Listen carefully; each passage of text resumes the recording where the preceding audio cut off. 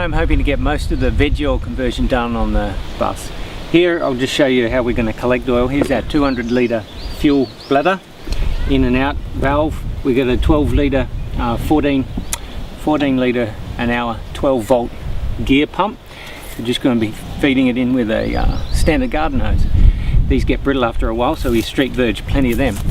We're going to feed the raw or the crude oil into this Raw Power centrifuge with heater, and it's going to clean up the oil.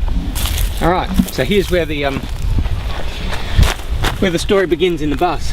This nylon air line is going to be in our 180 litre veggie oil, dedicated veggie oil tank. Most of the line is going to be this 10mm ID fuel line. First port of call is the coarse pre-pump filter, but this is a veggie oil pump to help it through on cold days. Alright, and over here from the pump goes to the heat exchanger. Now this heat exchanger is just going to be mounted so it's going to get 16mm ID from our heater, just normal radiator hose heater. Oh, and this is the thermocouple that tells us when we're at 65 degrees, and that's when the automatic system kicks over to veggie oil. Here are our pumps, our valves, a supply valve and a return valve, and a little mount. Over here is some electrics. The only thing that's going to be on the dashboard is this little fella here that tells you whether you're running diesel or veggie oil and whether you're on manual or automatic, and the rest of it's all going to be hidden, all of these wires.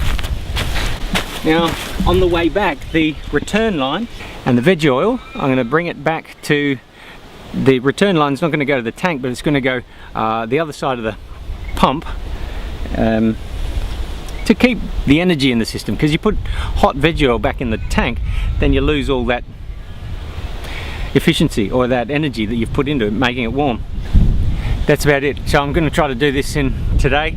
Probably won't get it finished, but we've got fine weather the next couple of days on this farm, so hopefully by the end of the week it should all be ready to test. Alright, so here's the dual valves, the supply valves and the return valves. It's the heart of the system. It tells you where you're bringing your fuels from and where you're taking them to. Okay, so here we are, June, and we're finally starting our WVO Raw Power centrifuge. Oh, oil is obviously coming through the heater now, and now it's in the centrifuge. I don't know why I'm whispering. This is for the first time, and